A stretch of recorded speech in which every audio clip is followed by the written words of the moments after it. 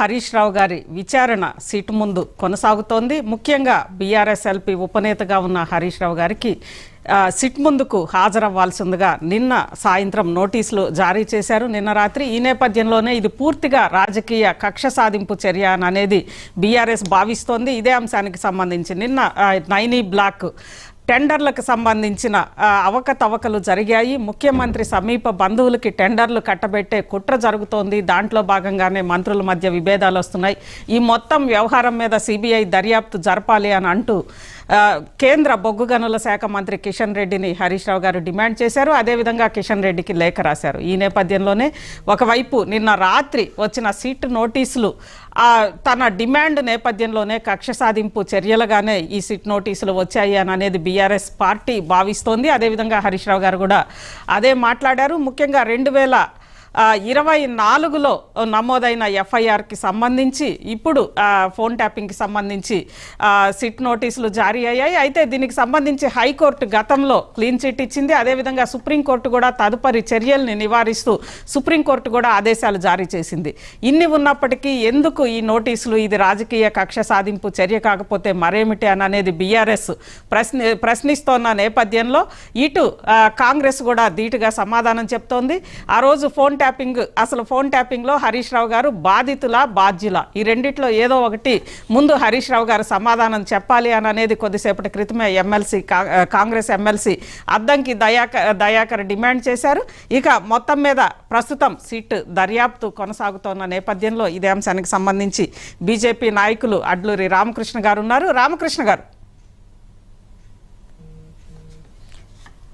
రామకృష్ణ గారు వినిపిస్తోందా? ఎస్. అదేవిధంగా కాంగ్రెస్కి సంబంధించి చరణ్ కౌశిక్ కూడా ఉన్నట్టున్నారు. వినిపిస్తోందా చరణ్ కౌశిక్ గారు? నా వాయిస్ వినిపిస్తోందా? ఎస్. ఏంటండి అంటే ఒకవైపు సుప్రీంకోర్టు ఆదేశాలు ఉన్నాయి, హైకోర్టు కూడా క్లీన్ చిట్ ఇచ్చింది హరీష్ రావు గారి మీద. అయితే సిబిఐ దర్యాప్తు కోసం, నైనీ బ్లాక్ సిబిఐ దర్యాప్తు కోసం హరీష్ రావు గారు డిమాండ్ చేసిన వెంటనే న్యాయస్థానాల ఆదేశాలను కూడా పక్కన పెట్టి రాత్రికి రాత్రి నోటీసులు జారీ చేయడం, అదేవిధంగా ఈరోజు ఉదయాన్నే రమ్మనడం, కనీసం అంటే ఒక న్యాయవాదిని సంప్రదించే అవకాశం కూడా లేకుండా రమ్మనడం, ఏంటి ఇదంతా కక్ష సాధింపు చర్యగా కనిపించట్లేదా? మేడం, ఎవరి మీద కుట్ర చేయాల్సిన అవసరం కాంగ్రెస్ పార్టీ లేదు. ఎందుకంటే ఇక్కడ చాలా స్పష్టంగా చక్రధర్ గౌడ్దే కాదు, వారు చక్రధర్ గౌడ్ సంబంధించి పంజాగుట్ట పిఎస్ లో కంప్లైంట్ చేసినట్టు, తర్వాత హైకోర్టు, తర్వాత సుప్రీంకోర్టు ఆ కేసు నడుస్తూ ఉంది.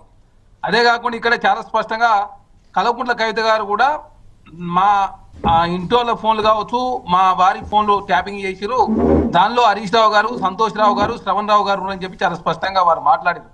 అదే కాకుండా శ్రవణ్ రావు గారిని ఇప్పటికే విచారణ చేసిరు. భుజంగరావు గారిని, శ్రవణ్ రావు గారిని, తిరుపతన కావచ్చు, ప్రణీత్ రావు కావచ్చు, రాధాకృష్ణరావు కావచ్చు, అదేవిధంగా చాలా మందిని విచారణ. అదే కాకుండా భారతీయ జనతా పార్టీ సంబంధించి కేంద్ర హోంశాఖ సహాయ మంత్రి బండి సంజయ్ గారు నోటీస్ ఇచ్చి విచారణ చేశారు. మేడం, ఇక్కడ వారు ఏమన్నా చట్టానికి అతిథులు హరీష్ రావు గారు ఒక మాజీ మంత్రి, అదే కాకుండా ఎమ్మెల్యే కొనసాగుతున్నాడు. మా గాంధీ భవన్ సిపిఆర్ సంబంధించి హరిప్రసాద్ గారిని కూడా విచారణ చేశారు. ఒకళ్ళు కాదు, చాలా మందిని ఫోన్ ట్యాపింగ్ వాళ్ళు ఎవరెవరో ఫోన్లు అయితే ట్యాపింగ్ అయినా వాళ్ళందరూ నోటీసులు ఇచ్చి విచారణ చేస్తాను. దానిలో భాగంగా అంటే మీరు చెప్పిన ఇప్పుడు బండి సంజయ్ గారు కానీ, లేదంటే గాంధీ భవన్ సిపిఆర్ఓ హరిప్రసాద్ గారు కానీ, వీళ్ళందరినీ బాధితులుగా మీరు సిట్ విచారణ చేస్తోంది కదా. ఇప్పుడు హరీష్ రావు గారిని బాధితులుగా విచారణ చేస్తున్నారా, బాధ్యులుగా విచారణ చేస్తున్నారా? ఆ కేసులో సంబంధం ఉన్న వ్యక్తులను, సాక్షులు కావచ్చు, బాధితులు కావచ్చు, రెండు ఉన్నాయి అక్కడ. సెక్షన్ కింద, ఐపీసీ సెక్షన్ ఏదైతుందో ఆ సెక్షన్ కింద ఎవరికైనా ఇవ్వచ్చు నోటీసు. దానిలో భాగంగా నోటీసు ఇచ్చారు, విచారణ చేస్తా ఉన్నారు. వాళ్ళైనా కూడా బోలెడని సిట్లు వేసారు. మరి వాళ్ళ ప్రభుత్వంలో కూడా బోలెడని సిట్లు వేసారు, బోలెడని కాంట్రాక్ట్ కూడా రద్దు చేశారు. మరి కాళేశ్వరం సంబంధించి తుమ్మిడి దగ్గర ఉన్న కాంట్రాక్ట్ రద్దు చేసి అది అంచనాలు పెంచి ఇచ్చారు.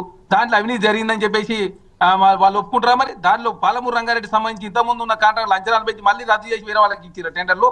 అంటే అదేవిధంగా ఏదైతే నైన్ బ్లాక్ సంబంధించి అంశాన్ని కాంగ్రెస్ ప్రభుత్వం రద్దు చేస్తే దానిలో ఏదో అవినీతి జరిగింది కాబట్టి రద్దు చేసినాను. మళ్ళీ అవినీతి మీద హరీష్ రావు గారు మాట్లాడుతున్నారు కాబట్టి హరీష్ రావు గారు సిట్ నోట్ ఏమైనా కొత్తగా ఇచ్చిందా, లేకపోతే హరీష్ రావు గారి మీద కొత్తగా సిట్ మేము ఏమైనా ఏర్పాటు చేస్తామా?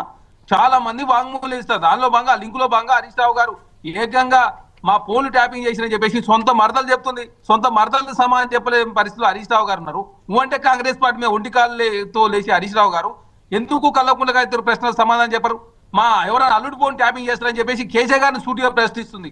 హరీష్ రావు గారు, సంతోష్ రావు గారు, శ్రవణ్ రావు గారు ముగ్గురు ఫోన్ ట్యాపింగ్ ఉన్నారని చెప్పేసి వారు మాట్లాడుతూ ఉన్నారు. కాళేశ్వరంలో అవినీతి పాల్పడని చెప్పేసి హరీష్ రావు గారు ఉన్నారని చెప్పేసి ఆమె మాట్లాడుతుంది. ఇసుక మాఫియా జరిగింది సంతోష్ రావు గారు చేసిరని చెప్పేసి, అదేవిధంగా నేరేళ్ల దళితుల మీద 3rd డిగ్రీ ఉపయోగించిన కారణం సంతోష్ రావు గారిని చెప్తా ఉంది. కాబట్టి ఒక్కొక్క సంబంధించినటువంటి అంశాన్ని సిట్టు ఒక్కొక్కసారి విచారణ చేస్తుంది. దానిలో భాగంగా ఎవరికి ఎప్పుడు నోటీస్ ఇవ్వాలని చెప్పేసి సిట్టు నిర్ధారించుకుంటుంది. ఎందుకంటే ఇక్కడ రాజకీయ ప్రేమ లేదు, రాజకీయ కక్ష లేదు, రాజకీయ కుట్రలు లేవు. అదే కాకుండా ఇప్పుడు బీఆర్ఎస్ పార్టీ ఇంత చెప్తున్న బీఆర్ఎస్ పార్టీ ఏమైనా కాంగ్రెస్ పార్టీ కోర్టులకు అతీతంగానో కోర్టులు చెప్తేనో నోటీసులు ఇచ్చి ఉంటే ఇవరకు ఎప్పుడో సుప్రీంకోర్టు లేకపోతే హైకోర్టు మెట్టి ఎక్కేవాళ్ళు. మరి ఎందుకు హైకోర్టు సుప్రీంకోర్టు ఎందుకు పోతారే? కాబట్టి చట్టం ప్రకారం మాత్రమే కాంగ్రెస్ ప్రభుత్వం అదే కాక సిట్టును ఏర్పాటు చేసి సిట్టు విచారణలో భాగంగా హరీష్ రావు గారు నోటీసు ఇచ్చింది. దాన్ని పెద్ద ఎత్తున బూచి చూపించే ప్రయత్నం హరీష్ రావు గారు కావచ్చు, బీఆర్ఎస్ పార్టీ సోషల్ మీడియా, నమస్తే తెలంగాణ ఒకవైపు సుప్రీంకోర్టు ఆదేశాలు ఉన్నాయి కదా, సుప్రీంకోర్టు ఆదేశాలు ఉన్న నేపథ్యంలో కూడా ఎలా సిట్ నోటీసులు ఇస్తుంది? అదే విధంగా గతంలో హైకోర్టు ఇదే అంశం మీద హరీష్ రావు గారికి క్లీన్ చిట్ ఇచ్చింది కదా మేడం. ఇక్కడ చక్రధర్ గౌడ్ గారు సంబంధించింది మాత్రమే సుప్రీంకోర్టు కావచ్చు, హైకోర్టులో ఉన్నది. మిగతా అంశాలు చాలా ఉన్నాయి. ఎందుకంటే వారు ఫోన్ ట్యాపింగ్ ఒక్కొక్కరు ఏం చేసిరు, ఎవరికి అనుమానం ఉంటే వాళ్ళు 4 నెంబర్లు ఇచ్చారు, ఫోన్ ట్యాపింగ్ పాల్పడి. బీఆర్ఎస్ పార్టీ మొత్తం చేసింది అంతా అదే కదా. కేటీఆర్ గారి శత్రువులు ఎవరు ఉంటే 4 పేర్లు ఇచ్చారు, ఆయన ఫోన్ ట్యాపింగ్ చేయించుకున్నాడు. హరీష్ రావు గారి శత్రువులు కావచ్చు, హరీష్ రావుకి సంబంధించిన పడని వాళ్ళు కావచ్చు, ఎవరైనా ఈయనని కాంట్రాక్టర్లు కావచ్చు, ఈయనను ప్రతిపక్ష పార్టీలకు సంబంధించిన నెంబర్లు కావచ్చు, స్వయంగా కల్వకుంట్ల కవిత గారికి సంబంధించి వాళ్ళ హస్బెండ్ ఫోన్ కానీ, వాళ్ళ పిఏల ఫోన్ కానీ, వాళ్ళ డ్రైవర్లతో సహా ఫోన్ ట్యాపింగ్ చేశారని చెప్పేసి ఆమె చెప్తా ఉంది. కాబట్టి రకరకాల ఆరోపణలు. దానిలో భాగంగా సిట్టు విచారణ పిలిచింది. విచారణ పిలవగానే ఏదో మొత్తం ఉలిక్కిపడి హరీష్ రావు గారు ఏకంగా మొత్తం బండారాన్నంతా కాంగ్రెస్ ప్రభుత్వం మీద నెట్టే ప్రయత్నం చేస్తే ఎట్లా?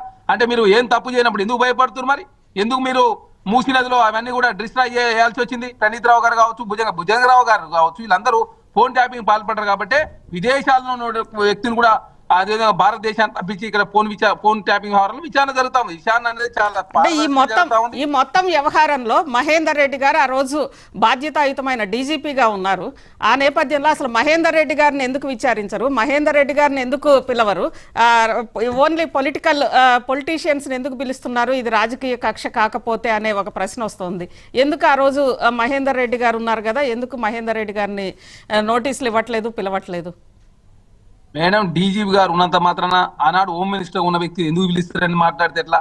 ఆనాడు కింద ఎవరికి సంబంధం ఇంటెలిజెన్స్ చీఫ్ గా ఉన్నటువంటి ఎవరైతే ప్రభాకర్ రావు గారు ఆల్రెడీ ఏమన్గా ఉన్నారు.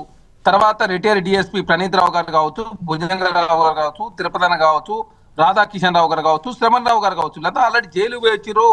అదే కాకుండా సుప్రీంకోర్టులో అదేవిధంగా ప్రభాకర్ రావు గారు తప్పించుకునే ప్రయత్నం చేస్తూ సుప్రీంకోర్టు ఒప్పుకోలేదు. తర్వాత వాళ్ళు విచారణకు సహకరించాలని చెప్పారు.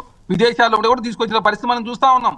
కాబట్టి ఎవరైతే బాధితులు ఉన్నారో ఆ బాధితుల మీద మాత్రమే చర్యలు అదేవిధంగా నోటీసులు ఇస్తారు, దానిలో బాగా విచారణ చేస్తారు. హరీష్ రావు గారు మాట్లాడిందంతా కరెక్ట్ అనుకుంటే మరి కల్వకుంట్ల కవిత గారు మాట్లాడింది మొత్తం కరెక్ట్ అనుకోవాలి కదా మనం కూడా.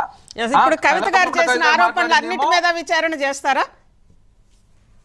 మేడం, అన్ని ఆరోపణల మీద విచారణ జరుగుతా ఉంది. ఫోన్ ట్యాపింగ్ ఇంకోటి కూడా చెప్తా ఉన్నాం. భారతీయ జనతా పార్టీ అంటే అరే డిఓపిటి అనుమతి ఇవ్వండి అయ్యా మీ కార్ రేసింగ్ వ్యవహారంలో. అదేవిధంగా కేటీఆర్ గారికి ఆల్రెడీ గవర్నర్ గారు 3 నెలల తర్వాత అనుమతి ఇచ్చిన విచారణకు.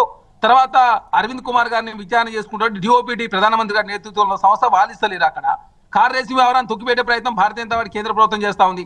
ఇక్కడ మొన్న బండి సంజయ్ గారు కూడా సిట్టు నోటీసులు ఇస్తే వారు సమాధానం చెప్పారు. కాంగ్రెస్ పార్టీలో ఉన్న వాళ్ళు చాలా మంది సమాధానం చెప్పారు. అరే మీకు సమాధానం చెప్పడానికి నోటీసులు ఇస్తే దాన్ని రాజకీయం చేస్తూ 9 బ్లాక్ దీన్ని ముడిపెట్టే ప్రయత్నం మీరు చేసినట్టు మేము ఏదో అవినీతి చేస్తా ఉన్నట్టు బీఆర్ఎస్ పార్టీ పెద్దగా కాంగ్రెస్ పార్టీలో ఉన్నదాన్ని పెద్దగా చేసే ప్రయత్నం చేస్తా ఉన్నారు. అంటే నమస్తే తెలంగాణలో టీ న్యూస్ లో తెలుగు స్క్రైబ్ లో వచ్చింది కరెక్ట్ అని చెప్పేసి తెలంగాణ సమాజాన్ని నమ్మించే ప్రయత్నం మీరు చేస్తా ఉన్నారు. ఏదేమైనప్పటికీ కూడా ఎక్కడ కూడా రాజకీయ కుట్ర కోణం తావు లేదు ప్రజాప్రభుత్వంలో. అదే కాకుండా రాజకీయ కోణంలో దీన్ని చూడాల్సిన అవసరం లేదు.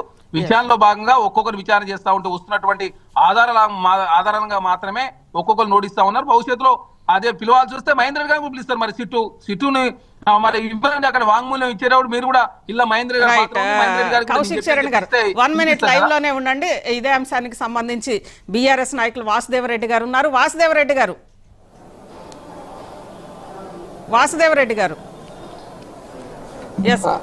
మేడం నమస్తే, చెప్పండి. ఒకటి అంటే స్వయంగా కల్వకుంట్ల కవిత గారు చెప్పండి. స్వయంగా కల్వకుంట్ల కవిత గారే ఆరోపణలు చేశారు. ఆమె చేసిన ఆరోపణల మీద ఈ రోజు సిట్ నోటీసులు ఇచ్చింది. దాన్ని ఎందుకు రాజకీయం చేస్తున్నారు? మీ తప్పేం లేకపోతే దర్యాప్తును ఎదుర్కోవచ్చు కదా, గతంలో అనేక మంది కూడా హాజరయ్యారు కదా అనేది కాంగ్రెస్ ప్రశ్నిస్తోంది. ఏమంటారు మీరు దీని మీద?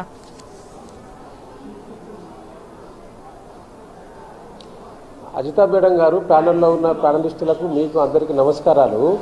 ఇవాళ ఈ కాంగ్రెస్ ప్రభుత్వం చేస్తున్న డ్రామాలను ఒకసారి ప్రజలు గమనించాలని మాత్రమే చెప్తున్నాం. మేము ఎదుర్కోవడానికి భయపడతలేము, కేసులకు భయపడతలేము, విచారణలకు వెనుకంజ వేస్తలేము. ఇలా గమనించాల్సింది ఏంటి అంటే, ఈ రాష్ట్ర ప్రభుత్వాన్ని జరుగుతున్న పరిణామాల విషయంలో ఒక ప్రతిపక్ష పార్టీగా మా నాయకులు హరీష్ రావు గారు ఎప్పటికప్పుడు ఎండగడతా ఉంటే భయపడి భయానికి లోనయ్యి ఇష్యూను డైవర్షన్ చేయడానికి కాంగ్రెస్ ప్రభుత్వం ప్రయత్నిస్తూ ఉంది తప్పితే నిజంగా ఫోన్ ట్యాపింగ్లో అవినీతి అక్రమాలు లేకపోతే ఫోన్ ట్యాపింగ్ జరిగిందంటే మరి 2 సంవత్సరాల నుంచి ఏం చేస్తూ ఉన్నది కాంగ్రెస్ ప్రభుత్వము? ఒక సిట్ వేసింది కదా. మేమేం అడుగుతున్నామంటే గత 10-15 రోజులుగా ఈ రాష్ట్రంలో ఉన్న క్యాబినెట్ మంత్రులు జరుగుతున్న వాటాల పంపకాల విషయంలో జరుగుతున్న అవినీతి పైన ప్రశ్నిస్తే మా పైన నోటీస్ ఇస్తారా? ఇలా నిన్న మధ్యాహ్నం ప్రెస్ మీట్ పెట్టి మాట్లాడిన మా హరీష్ రావు గారికి సాయంత్రం నోటీస్ ఇచ్చిండ్రు. అంటే ఇవాళ ఏం జరుగుతూ ఉన్నది అంటే బొగ్గు కుంభకోణంలో